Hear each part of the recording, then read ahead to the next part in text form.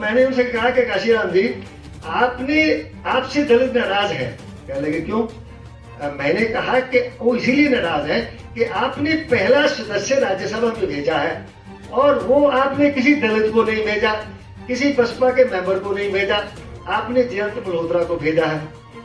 काशीराम जी कहने लगे कि दारापुरी जी, आपको मालूम है पार्टी चलाने के लिए पैसा चाहिए। मैं काशीराम जी की हार्दिक इज्जत करता हूँ, परंतु मैं आलोचना भी करता हूँ, क्योंकि मैं बहुत सी ऐसी चीजें जानता हूँ शायद बहुत सारे लोग नहीं जानते होंगे। तो उन्होंने कहा कि भाई, काशीराम जी ने कहा कि दारापुरी जी, आप जानते हैं पार्टी चलाने के लिए पैसा चाहिए। मैंने कहा हाँ, ये बात तो सही है, पैसे के बिना तो पार्टी नहीं चलती है। तो उन्होंने कहा कि जयंत मल्होत्रा ने हमारी पार्टी को पैसा दिया। मैंने कहा ठीक है, ओके, पैसा। मैंने कहा इसका मतलब ये है कि जब एक दूसरी वैकेंसी आएगी, दूसरा भेजा जाएगा, तो एक दूसरा जयंत मल्होत्रा आ जाएगा। तो मैंने कहा कि ये बताइए, ये लोग जो अपना घर बार छोड़ के, नौकरियां छोड़ के इतने सालों से आपके साथ जो है मतलब जुड़े हुए हैं, जिन्होंने सबको छोड़ा, इनका नंबर कब आएगा?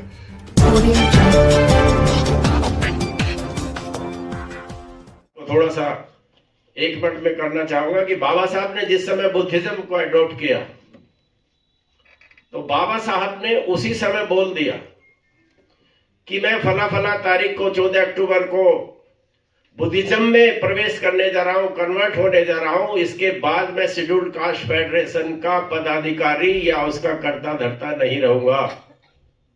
ये बाबा साहब का चरित्र था। लेकिन आज मुझे कहने में कोई अफसोस नहीं है कि हमारे के बीच के बहुत सारे लोग बुद्धिज्म का टैग तो लगाते हैं, लेकिन जब बच्चे की शादी करनी है तो बिरादरी ढूंढते हैं। इस आचरण को, जो हमारा दोहरापन है, इसको हमें सुधारने की जरूरत है। और बहुत सही बात की और उन्होंने इशारा किया है कि जो पताका हम अम्बेडकरवाद के लेकर के चले थे, अम्बेडकरवाद बेसिकली है to destroy monopoly in every sphere of life. उसके और उन्होंने, रविकांत जी ने इशारा किया है कि वर्चस्व, हम वर्चस्व को खत्म करना चाहते थे, हम खुद वर्चस्ववादी हो गए। तो इस आचरण को समझने की जरूरत है। तो मैं धन्यवाद करता हूं कि उन्होंने हमारी बात को, उसको आगे बढ़ाया है। अब मैं इस कड़ी में, अच्छा, मैंने पहले बोला था तो पंकज जी को हम पहले समय दे चुके हैं, तो दोबारा से शायद वो हमारे जो मुख्य संयोजक उस समय उपस्थित नहीं थे, वो बाहर थे। तो अब मैं इस कड़ी में हमारे जो आज के मुख्य अतिथि हैं SR दारापुरी साहब, मैं समझता हूं कि उनका परिचय कराने की कोई आप लोगों के बीच में जरूरत नहीं है। अभी 24-25 दिन अंदर गुजार के भी आए हैं इसी सामाजिक आंदोलन में, वंचितों के अधिकारों के लिए। रामू सिद्धार्थ जी भी उनके साथ थे, यहाँ मनोज अंतानी जी बैठे, वो भी उनके साथ थे उसी यात्रा में। तो मैं दारापुरी साहब को आमंत्रित करता हूं कि आप आए और हमारा मार्गदर्शन करें। SR दारापुरी साहब। मंच पर विराजमान महानुभाव एवं साथियों, आज यहाँ पर भारतीय लोकतांत्रिक समाज महासंघ की तरफ से संविधान दिवस के उपलक्ष्य में ये जो आयोजन किया गया है, ये बहुत सार्थक है और बहुत सामयिक है, क्योंकि हम लोग देख रहे हैं कि जो वर्तमान दौर है, इसमें सबसे बड़ा हमला जो है वो संविधान पर ही हो रहा है और संविधान को तोड़ा मरोड़ा जा रहा है और संविधान के विपरीत जो है चीजें की जा रही है। संविधान हमारी सारी व्यवस्था को चलाने के लिए सर्वोपरि है। इसको इतने लोगों ने इतनी मेहनत करके, इतने विचार मंथन के बाद बनाया था और इसको सबसे अच्छा बनाने की कोशिश की थी। और हम देखें भी तो ये हमारा संविधान बहुत से देशों के संविधान से बहुत बेहतर भी है, बहुत अच्छा है, बहुत विस्तृत है। यहाँ सब चीजों को बहुत विस्तार से लिखा गया है ताकि उसके अंदर शंका न रहे और किसी को उसको घुमाने का मौका ना मिले। इसीलिए ये संविधान जो है दुनिया का सबसे बड़ा संविधान, मतलब वॉल्यूम में कहा जाता है, बहुत विस्तृत है। आज जब हम संविधान दिवस पर यहाँ चर्चा कर रहे हैं तो मैं आप लोगों से एक अनुरोध ये भी करना चाहूंगा कि हमें एक दूसरा संविधान जो है, जो बाबा साहब का अपना संविधान था, उसको भी जरूर पढ़ना चाहिए। हम लोग ज्यादातर जो है उसको भूल गए हैं, हमने उसको छोड़ दिया है। आप लोग जिन्होंने बाबा साहब को पढ़ा होगा उस पर आपने देखा होगा कि उन्होंने जब ये संविधान बनाने की बात चली थी और बाबा साहब ने शेड्यूल्ड कास्ट फेडरेशन की तरफ से, डिप्रेस्ड क्लासेस की तरफ से एक अपना संविधान बनाया था और वो संविधान बना के उन्होंने कॉन्स्टिट्यूट असेंबली के जितने मेंबर थे उन सबको सर्कुलेट किया था कि अगर भारत में भावी संविधान बनना है तो उसमें हमारे लिए क्या होना चाहिए। वो भी बहुत महत्वपूर्ण है और मुझे यह कहने में कोई संकोच नहीं है कि जो वर्तमान संविधान है, आज हम जिसका दिवस मना रहे हैं, वो संविधान बाबा साहब के अपने संविधान से बहुत अलग है। हमें इस बात को अपने दिमाग में रखना चाहिए। बहुत सी ऐसी चीजें थी जो अगर बाबा साहब संविधान बनाने में स्वतंत्र होते, उनको पूरी आजादी होती, तो इस संविधान में बहुत सी चीजें नहीं होती और बहुत सी दूसरी चीजें होती। जैसा अगर आप जो बाबा साहब का अपना संविधान, और वो उसके बारे में आप जानते हैं कि वो स्टेट्स एंड माइनॉरिटीज के रूप में बाबा साहब ने उसको पुस्तिका के रूप में छपवाया था और उसका हिंदी अनुवाद भी उपलब्ध है। तो हमें इस संविधान के साथ साथ उस संविधान को भी जरूर पढ़ना चाहिए, क्योंकि वो हमें बताता है कि इस संविधान में कौन कौन सी कमियां रह गई थी और जिनको किसी न किसी रूप में आज लागू करवाने में हम लोगों को प्रयास करना चाहिए। जैसे उदाहरण के तौर पर आप देखें, यहाँ वो आर्थिक एक उसमें बहुत महत्वपूर्ण प्रावधान बाबा साहब ने अपने संविधान में रखा था कि हम देखते हैं कि हमारे समाज में जब दलित वर्ग के लोग या अनुसूचित जाति के लोग अपने अधिकारों की बात करते हैं तो दूसरे लोग जो है वो उनका सोशल बाइकआउट कर देते हैं। और सोशल बाइकआउट को आप समझते हैं कि आपको सारी जो सहूलतें मिल सकती हैं वो बंद हो जाती हैं। गांव के अंदर है, गांव में दुकान वाला आपको काम नहीं देगा, सौदा नहीं देगा। जो जहां आप जिन खेतों में मजदूरी करते हैं वो आपको मजदूरी नहीं देगा। आपके सारे अधिकारों पर मतलब ताला लग जाता था। तो बाबा साहब ने अपने संविधान में जो प्रस्तावित किया था कि जो सोशल बाइकआउट है ये एक अपराध बनाया जाना चाहिए और इसका प्रावधान संविधान में होना चाहिए। जैसा कि बाद में ये अस्पृश्यता जो है इसके निवारण के लिए हमने आर्टिकल 17 में जो है वो प्रावधान किया है। तो हमें उस संविधान को भी नजर में रखना चाहिए। और सबसे महत्वपूर्ण बात जो बाबा साहब के अपने संविधान में थी वो ये थी कि जो हमारी आर्थिक व्यवस्था है वो आर्थिक व्यवस्था कैसी होनी चाहिए। और हम जानते हैं हमारी आर्थिक व्यवस्था का सबसे बड़ा जो हिस्सा है वो कृषि है, एग्रीकल्चर है, क्योंकि हमारी आबादी का 70% हिस्सा जो है वो आज भी कृषि से किसी न किसी रूप में जुड़ा हुआ है। तो उसी के कारण इसी जो कृषि की जो जमीन की व्यवस्था है उसी के कारण हमारा समाज सबसे कमजोर समाज भी है, क्योंकि उनके पास जमीन नहीं है। और कृषि प्रधान देश में जो जमीन होती है उसका बहुत बड़ा महत्व होता है। गांव में आज हम जानते हैं कि जिसके पास जमीन है, जो तो बड़े जमींदार हैं वो तो राजा है, और बाकी भी जिनके पास थोड़ी थोड़ी जमीन भी है तो उनके पास पैर रखने के लिए अपनी एक जगह है।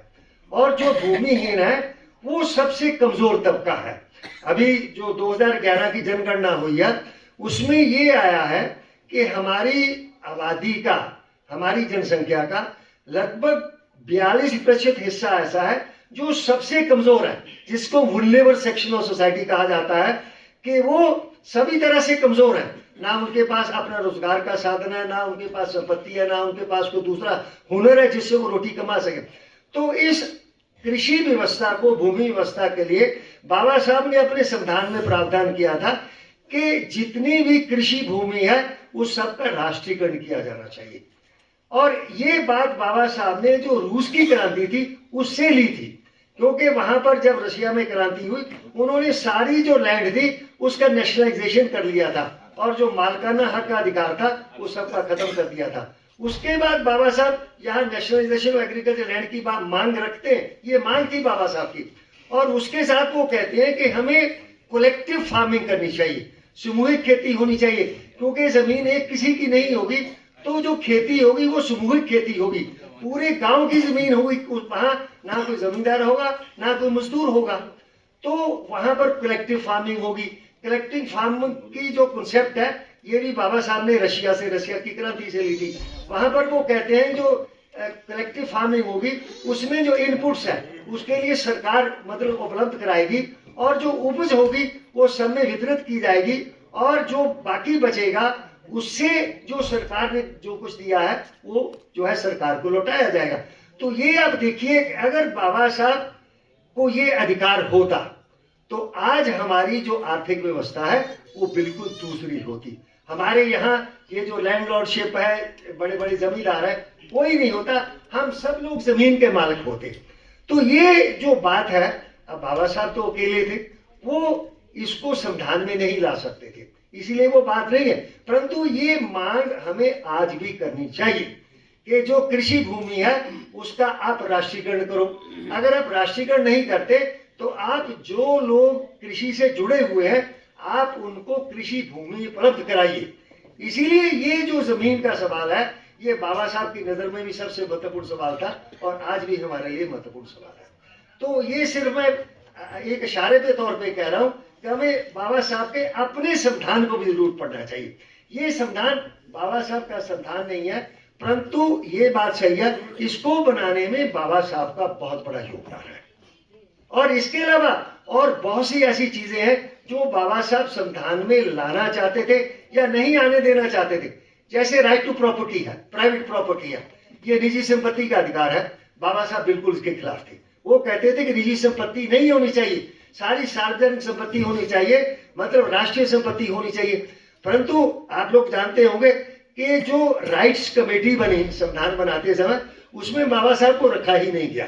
तो इसीलिए बाबा साहब संविधान बनाने में बाबा साहब का बहुत बड़ा योगदान है। परंतु ये सारा संविधान बाबा साहब के रूप नहीं है। इस सब के कमजोरी के बावजूद भी, अकेले होने के बावजूद भी बाबा साहब ने संविधान को लोकतांत्रिक और सोशलिस्टिक समाजवादी बनाने में बहुत बड़ी मेहनत की, बहुत सारी कोशिश की। जो चीजें फंडामेंटल राइट्स में नहीं आ सकती थी उन चीजों को उन्होंने डायरेक्टिव प्रिंसिपल जो स्टेट पॉलिसी है उसके अंदर उन्होंने डाला। आप लोगों ने अगर बाबा साहब का कॉन्स्टिट्यूएंट असेंबली का पहला भाषण अगर आप लोगों ने पढ़ा हो या सुना हो, जो नेहरू ने ऑब्जेक्टिव्स रेजोल्यूशन जो मतलब अगस्त में वो पेश किया था, वो पास हुआ था, उसमें अचानक बाबा साहब को अपने कमेंट्स, अपनी बात कहने का मौका मिला। उसमें इसका बहुत सारे पहलुओं का बाबा साहब ने बड़ी आलोचना की थी। परंतु ये एक मतलब परिस्थिति थी कि बाद में उनने बहुत सारी चीजों को बाबा साहब को संविधान में शामिल करना पड़ा।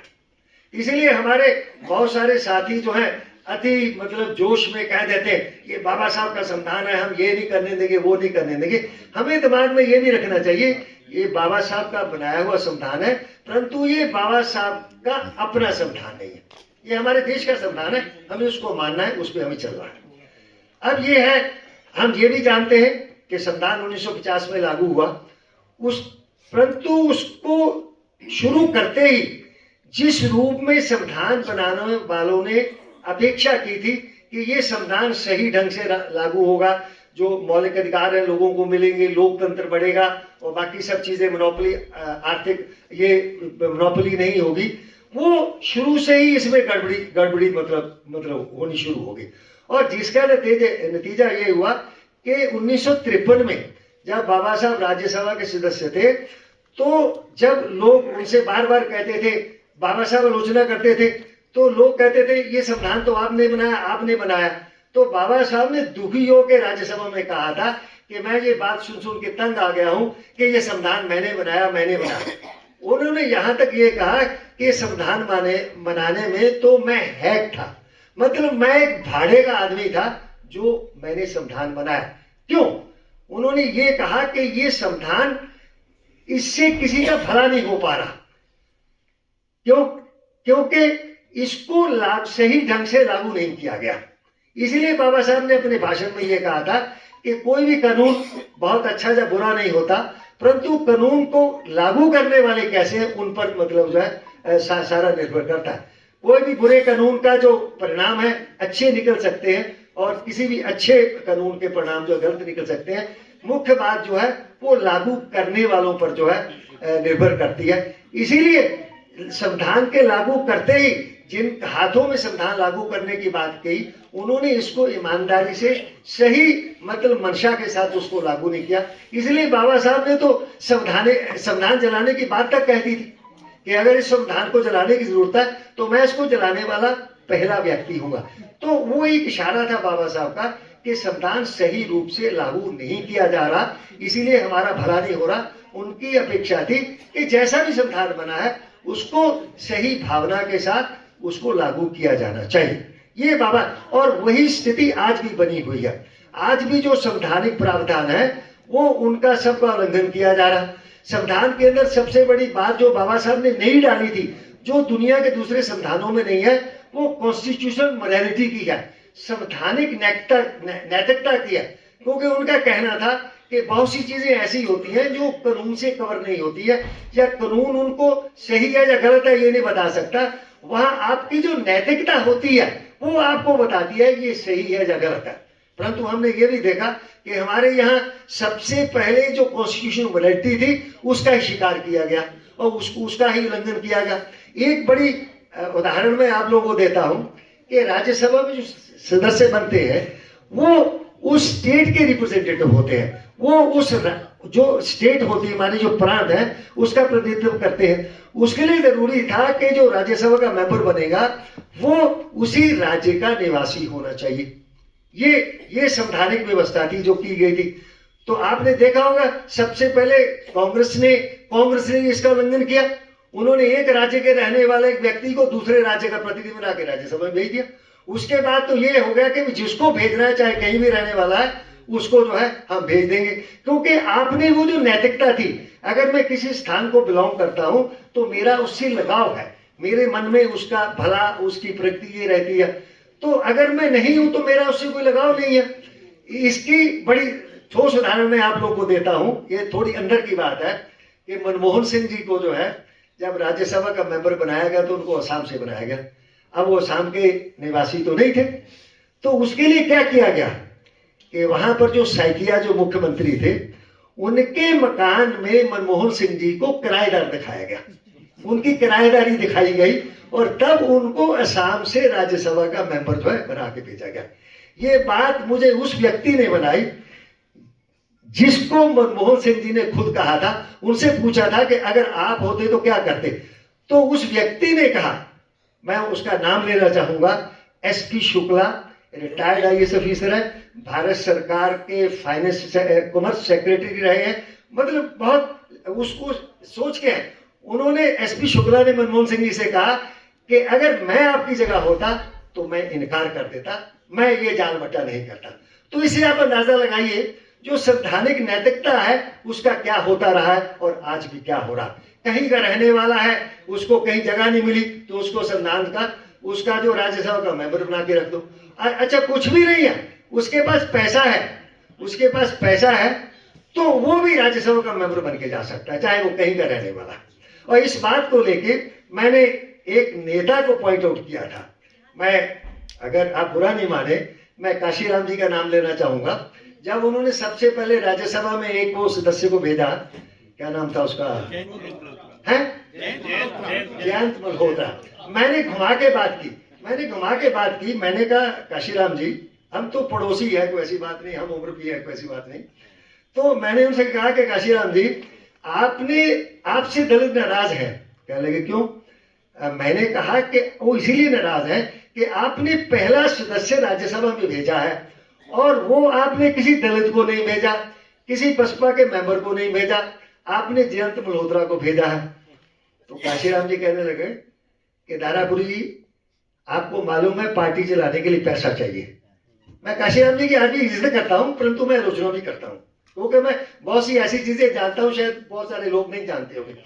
तो उन्होंने कहा कि भाई, काशीराम जी ने कहा कि दारापुरी जी आप जानते हैं पार्टी चलाने के लिए पैसा चाहिए। मैंने कहा हाँ ये बात तो सही है, पैसे के बिना तो पार्टी नहीं चलती है। तो उन्होंने कहा कि जयंत मल्होत्रा ने हमारी पार्टी को पैसा दिया, तो मैंने कहा ठीक है, ओके, पैसा दे। मैंने कहा इसका मतलब ये है कि जब एक दूसरी वैकेंसी आएगी, दूसरा भेजा जाएगा, तो एक दूसरा जयंत मल्होत्रा आ जाएगा। तो मैंने कहा कि ये बताइए, ये लोग जो अपना घर बार छोड़ के, नौकरियां छोड़ के इतने सालों से आपके साथ जो है मतलब जुड़े हुए हैं, जिन्होंने सबको छोड़ा, इनका नंबर कब आएगा? तो उससे आप लगा लीजिए, मतलब औरों ने नहीं है, अपने लोगों ने भी ये सब कुछ किया है। उसके बाद जो कुछ हुआ, मैं उसके बारे में ज्यादा नहीं कहना चाहता है। तो ये जो संवैधानिक नैतिकता है, इसका ये सबसे बड़ा शिकार हुआ, और उसके कारण ये सारी अनियमितताएं जो है वो होती जा रही है। और वैसे तो पहले से ही जो संवैधानिक संस्थाएं थी, उनके साथ छेड़छाड़ होती रही है। इंदिरा गांधी ने जज ही बदल दिया था, वो जो जिन्होंने किया था, और जो चीफ जस्टिस था वो दूसरा बना दिया, वो सारा कुछ हुआ। इधर जो है, जो हमारी मुख्य 4 संस्थाएं हैं, इंस्टीट्यूशंस है, संवैधानिक इंस्टीट्यूशन है, उनके साथ बहुत बड़ी छेड़छाड़ की जा रही है। आप जुडिशरी ले लीजिए, आप एग्जीक्यूटिव ले लीजिए, कार्यपालिका ले लीजिए, आप ये जो संविधान जो कानून बनाते हैं, आपका है विधायिका ले लीजिए, उसके बाद प्रेस ले लीजिए।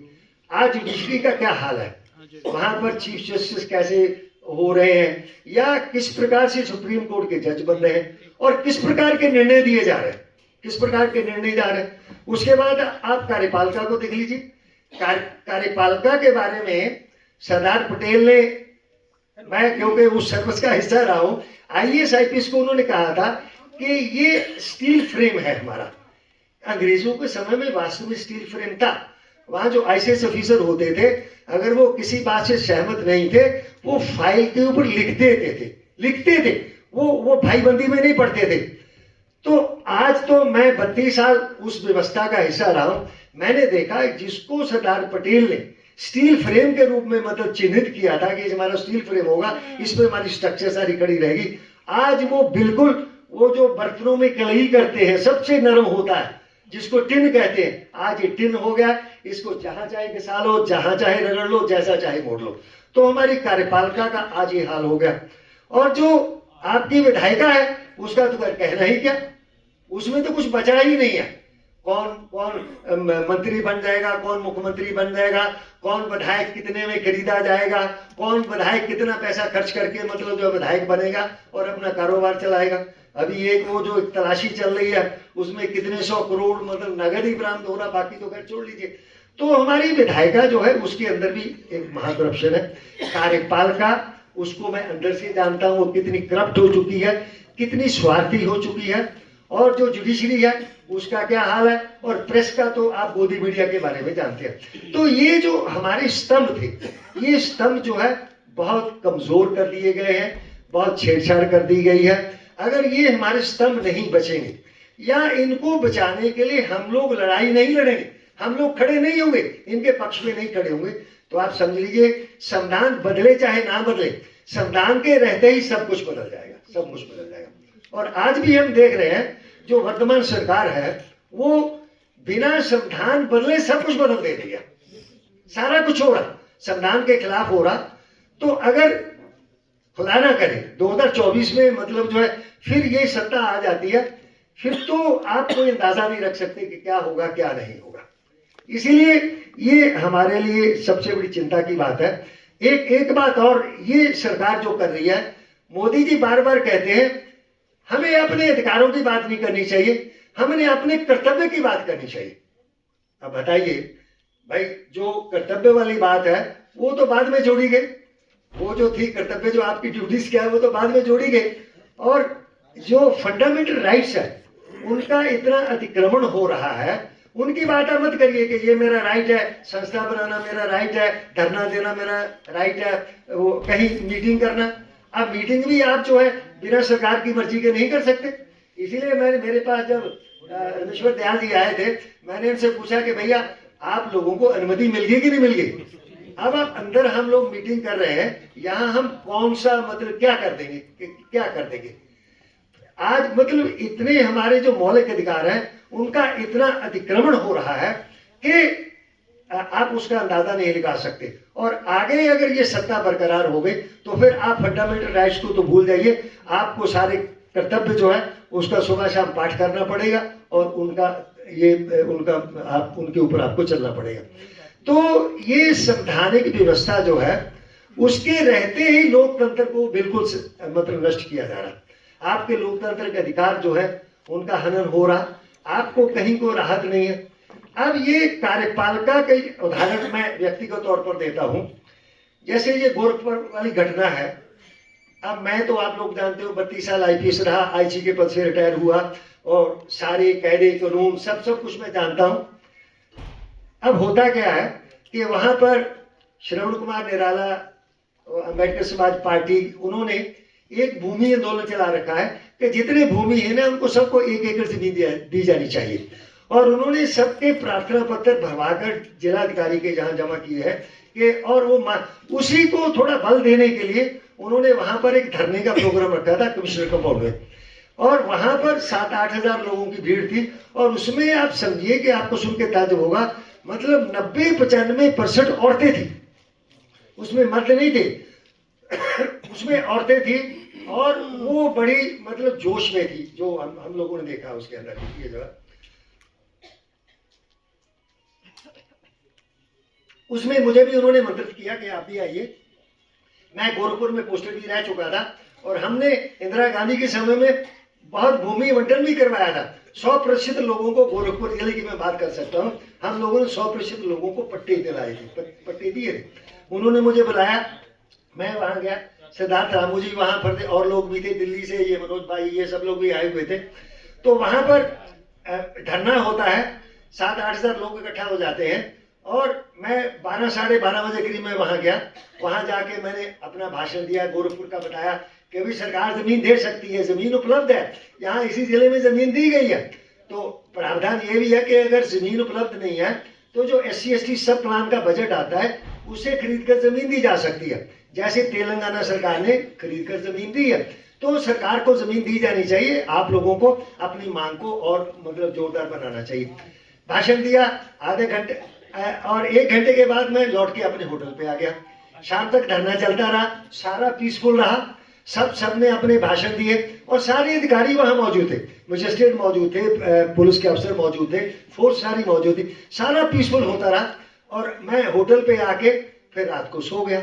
और सवेरे मुझे पता चला कि रात में मुझे गिरफ्तार करने के लिए बड़े बड़े अधिकारी आए थे, ADG आया था, IG आया था, SSP आया था, जो इंस्पेक्टर आए थे सारे आए थे।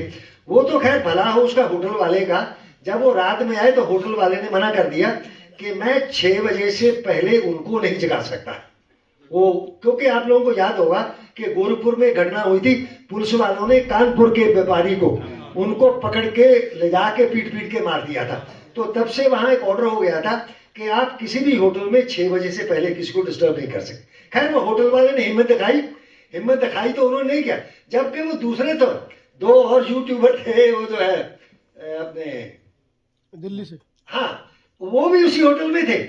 उनको तो पुलिस उठा के ले गई पर मुझे नहीं उठा पाई। चलिए इतनी गिनी हुई थी। सवेरे 6 बजे जो है मुझे मैसेज आता है कि आपको पुलिस वाले मिलने आए हैं। मैं नीचे गया, जाके मैंने पूछा, वो मुझे कहते हैं कि आपको थाने पर चलना है। मैंने कहा क्यों चलना है? वो कहते हैं उच्च अधिकारियों का आदेश है आपको थाने। मैंने कहा ठीक है, फिर मैं अभी उठा हूँ भैया, मैं फ्रेश होऊंगा, नाश्ता करूंगा, नहाऊंगा धोऊंगा, उसके बाद मैं चलूंगा। करते कराते मैंने 8:30 बजा दिए। 8:30 बजे मैं आया और इंस्पेक्टर लेके अपना थाने पर चले गए, वहां जाके बैठा दिया। अच्छा खैर बैठ गए। तो मुझे ये अंदाजा नहीं था गिरफ्तारी की जा रही है। पर इस बीच में मुझे क्या हुआ कि जब पुलिस आई 6 बजे तो मुझे अंदेशा हुआ कि कुछ गड़बड़ है। मैंने निराला और रामू जी इनको सबको फोन मिलाने शुरू किए तो इनका किसी का फोन नहीं मिला। मेरी शंका और पक्की हो गई कि हाँ मामला गड़बड़ है। तो वहां पर थाने पर रखा। थाने पर रखने के बाद जो है फिर शाम को अपना जहां जो प्रॉपर थाना पड़ता था वहां ले गए और रात को हम लोगों को 9 लोगों को मतलब 9 लोगों को जेल भेज दिया गया और उस FIR में 13 लोगों को नामजद किया गया और 15 लोगों को दिखा दिया गया। तो अब देखिए उसमें FIR क्या लिखी जाती है? FIR ये लिखी जाती है जो कमिश्नर का एक नाजिर होता है, एक कर्मचारी होता है बड़ा लोअर रैंक का, उसकी तरफ से FIR लिखी जाती है कि ये लोग, हम लोगों के नाम लिखे जाते हैं, ये 13 लोग आए, जबरदस्ती आके वहां मीटिंग करने लगे, इनके पास अनुमति नहीं थी और उसके बाद ये कहा कि जबरदस्ती वहां बिजली का उन्होंने कटिया लगा के वहां से कनेक्शन ले लिया और उसका इस्तेमाल करते रहे। और उसके बाकी कहा कि इन्होंने गमले तोड़ दिए और दफ्तर की फाइलें फाड़ दी। ये एफआईआर जो है मतलब 18 घंटे के बाद ये एफआईआर दर्ज होती है। अच्छा, ये जो बिजली की चोरी का आरोप हो गया, संपत्ति नष्ट करने का हो गया, 188 हो गई, 144 का उल्लंघन हो गया और बिजली चोरी, तो ये सारी जमानती धाराएं थी। हम सबको जमानत देनी चाहिए थी, जेल में भेजे जा सकते। फिर क्या करते हैं ये प्रशासन, क्या ये एग्जीक्यूटिव क्या करती है कि उसके 6 घंटे बाद एफआईआर दर्ज कर, ये घटना बताई जाती है दिन के 11 बजे और 18 घंटे बाद एफआईआर दर्ज होती है। फिर 6 घंटे बाद जो वादी है उसका बयान लिया जाता है। बयान में ये ऐड कर दिया जाता है कि ये जो 13 लोग थे इन्होंने मेरे कमरे में आके मेरा गला पकड़ा और मुझे जान के मारने की कोशिश की इन्होंने। मतलब हम लोगों के ऊपर 307 की धारा लगा दी गई। मतलब 18 घंटे बाद एफआईआर है, 6 घंटे बाद मतलब उसका बयान होता है और उसमें 307 लगा दी जाती है और उसमें फिर वो नॉन अवेलेबल हो गया। 307 तो गैर जमानती है, हम लोग को खैर जेल भेज दिया जाता है। अच्छा, जबकि सच्चाई ये है, आज की हालत ये है कि जो 11 बजे दिखाया गया कि वहां घटना है, 11 बजे में वहां मौजूद ही नहीं हूं। मेरे मोबाइल का जो गूगल लोकेशन है वो बताती है कि मैं 12:25 में वहां पहुंचा हूं और ये घटना तो 11 बजे की है। बहरा खैर हम लोग जेल गए, 3 हफ्ते जेल में हम लोगों को सबको रहना पड़ा। उसके बाद हम छूट कर आए, जमानत हुई हम लोगों की। तो मैं उदाहरण इसलिए दे रहा हूं कि आज किस प्रकार से जो कानून का राज है उसका उल्लंघन किया जा रहा। एक मेरे जैसा व्यक्ति जो कि आईपीएस ऑफिसर है, आईजी के रैंक से रिटायर हुआ है और सारे कायदे कानून जानता है, मेरे साथ। अच्छा, एक चीज मैं और भूल गया कि मुझे 8:30 बजे होटल से थाने पर ले जाया गया, पर हमारी जो गिरफ्तारी है शाम को 4 बजे गोरखपुर रेलवे स्टेशन के बस स्टैंड से दिखाई जाती है। अच्छा, उसका भी इसमें रिकॉर्ड है। ये जो मेरा मोबाइल है उसमें भी रिकॉर्ड है कि मुझे होटल से कितने बजे लेकर गए और कितने बजे उन्होंने फिर फाइनली हमसे मोबाइल लेके मतलब बंद कर लिया, रख लिया। तो ये इतना मतलब अगर ये सब कुछ मेरे जैसे एक आईपीएस ऑफिसर के साथ हो सकता है तो आप लोग तो खैर उसके सामने कहां खड़े हुए। तो ये एक उदाहरण है कि किस प्रकार से आज की जो एग्जीक्यूटिव है वो कितनी मतलब गिर गई है और किसी के इशारे पर आपके साथ कुछ भी कर सकती है, कुछ भी। तो ये हम सबके लिए चिंता की बात होनी चाहिए। हम लोग तो खैर जागरूक थे, सब कुछ थे, वहां 9 लोग थे। और एक संयोग और था कि हम लोगों को उसी बैरक में बंद किया गया था जिस बैरक में योगी को बंद किया गया था। योगी जब जेल में गए थे, ये एक प्रिविलेज है हम लोगों की कि हम लोग उसी बैरक में रहे जिस बैरक में ये योगी भी बहुत दिन काट कर आए थे, काट कर। और पार्लियामेंट में रोते हुए तो आपने देखा ही होगा इनको।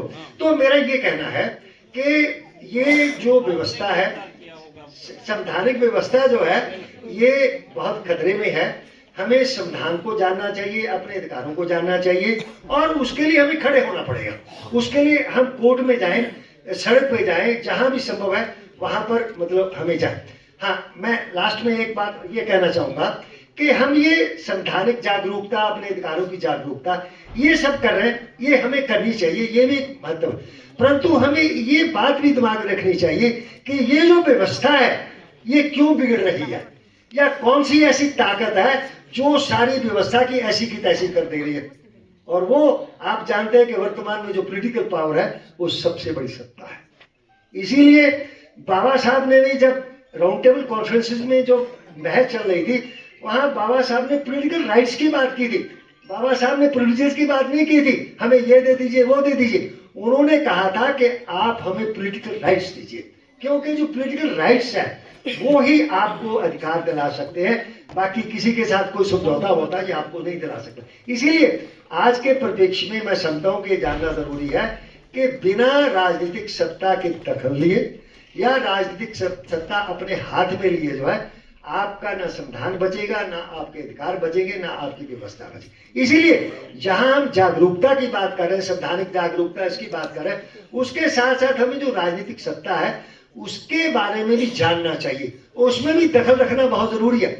अगर नहीं हम दखल रखेंगे तो बौद्ध धर्म का जो पतन है या उसका जो नाश है वो हमारे सामने सबसे बड़ी उदाहरण है। जब तक अशोक थे, जो आपकी रॉयल जो पैट्रोनेज था वो आपको मिल रहा था, तो आपका बौद्ध धर्म पूरी दुनिया में फैला। और जैसे ही पुष्यमित्र शुंग ने वो कर दिया, राजनीतिक सत्ता आपके खिलाफ खड़ी होगी, तो बौद्ध धर्म कहां से कहां उठा हुआ था और कहां गिर गया। इसलिए हमें राजनीतिक सत्ता के महत्व को जरूर समझना चाहिए। हम सबकी वोट है, सबको वोट देना है। हमें ये आज हमारे सामने ये चुनौती है कि जो सत्ता इस समय हावी है वो हिंदुत्व वाली सत्ता है, कारपोरेट की सत्ता है। इसको सत्ता से आने से कैसे रोका जाए। अगर हम नहीं रोकेंगे तो फिर आपका कुछ नहीं बचेगा, ना संविधान बचेगा। संविधान कुछ ना भी हो, रहते हुए भी सब कुछ हो जाएगा। इसीलिए हम लोग यहाँ ये जागरूकता की बात करते हैं, वहां हमें राजनीति की बात भी करनी चाहिए। हमारा राजनीतिक अधिकार है, हमारा वोट का अधिकार है। हम वोट किसको देंगे, हम किसको चुनेंगे, और उस प्रक्रिया में जाने के लिए हम कैसे एकताबद्ध होंगे। क्योंकि अगर आपका सामाजिक संगठन नहीं है, बाबा साहब ने कहा था all the political revolution are preceded by social and religious revolution. हमें सामाजिक एकता पैदा करनी है और धार्मिक एकता पैदा करनी है। तो उसके लिए ये है कि हमारी एक कॉमन अंडरस्टैंडिंग होनी चाहिए, हमें एक साझी समझ होनी चाहिए। और साझी समझ के तौर पे अब जो पॉलिटिकल है उसके लिए हमारे सामने एक कॉमन एजेंडा होना चाहिए। क्योंकि हम सबके अलग अलग मतभेद हैं, अलग अलग एफिलिएशन है हमारी, को किसी से जुड़ा किसी से भी जुड़ा, परंतु कुछ चीजें ऐसी हैं जो कि सार्वभौमिक है, जो कि सबके लिए मतलब कॉमन है, उन पे कम से कम कोई मतभेद नहीं हो सकता। तो इसी संदर्भ में मैं आप लोगों को सूचना देना चाहता हूं। कल हम लोगों ने लखनऊ में एक मीटिंग की थी जिसमें पॉलिटिकल एक्टिविस्ट भी थे, सोशल एक्टिविस्ट भी थे, बुद्धिजीवी भी थे, वो सारे थे। उसमें हम लोगों ने एक कॉमन मिनिमम एजेंडा जो वर्कआउट किया है, वो एजेंडा किसी एक पार्टी का नहीं है, एक पार्टी का नहीं है। उस एजेंडे को हमने तैयार किया है, 5-7 उसकी आइटमें हैं, उनको हम सब में सर्कुलेट करेंगे, सभी राजनीतिक पार्टियों को भेजेंगे, सभी संगठनों को भेजेंगे, सभी सोशल एक्टिविस्ट को भेजेंगे। अगर वो उससे सहमत हो, उसमें कुछ घटाना है घटा लीजिए, कुछ बढ़ाना है बढ़ा लीजिए, परंतु अपने को सूत्रबद्ध करने के लिए कम से कम एक मतलब एजेंडा आप लेकर चलिए। अगर हमारा एजेंडा मतलब स्वीकार हो जाता है, आपसे स्वीकार हो जाता है, हम अलग अलग पार्टियों में रहते हुए भी, अलग अलग संगठनों में रहते हुए भी कॉमन ऑब्जेक्टिव के लिए काम कर सकते हैं। वो चुनौती हमारे सामने 2024 की चुनौती है।